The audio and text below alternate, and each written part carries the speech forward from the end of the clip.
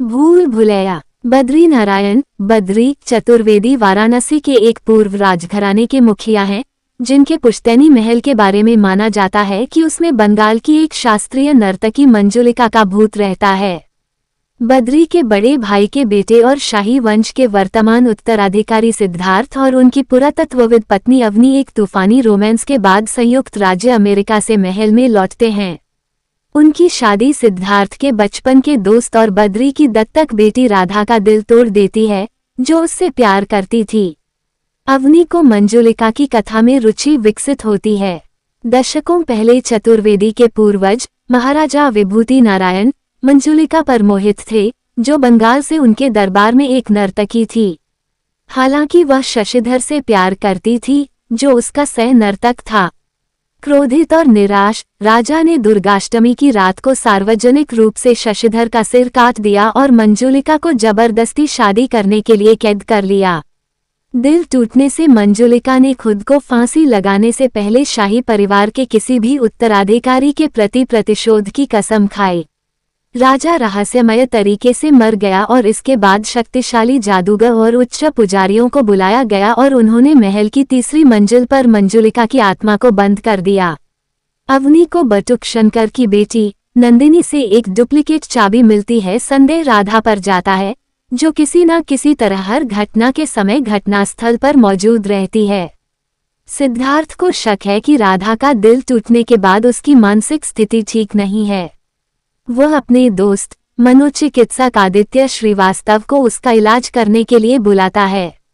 आदित्य के अपरंपरागत तरीकों से घर वाले उसे मूर्ख समझते हैं।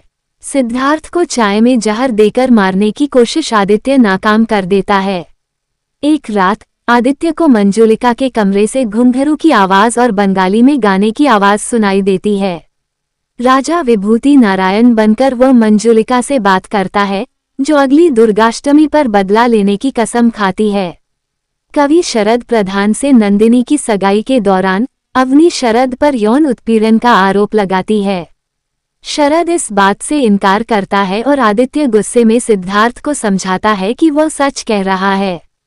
वास्तव में अवनी को डिसोसिएटिव आइडेंटिटी डिसऑर्डर है और वह खुद को मंजुलिका से जोड़ती है।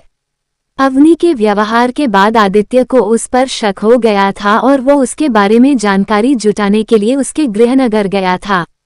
वह सिद्धार्थ को दुष्ट राजा विभूति नारायण से जोड़ती है और शरद को शशिधर मानती है, क्योंकि वह उसी घर में रहता है जिसमें शशिधर रहता था।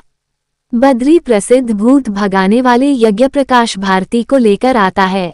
सबको आश्चर्य होता है कि आदित्य बहुत समय पहले यज्ञप्रकाश का शिष्य था। आदित्य मनोचिकित्सा की अपरंपरागत पद्धति का उपयोग करके अवनी को ठीक करने का इरादा रखता है।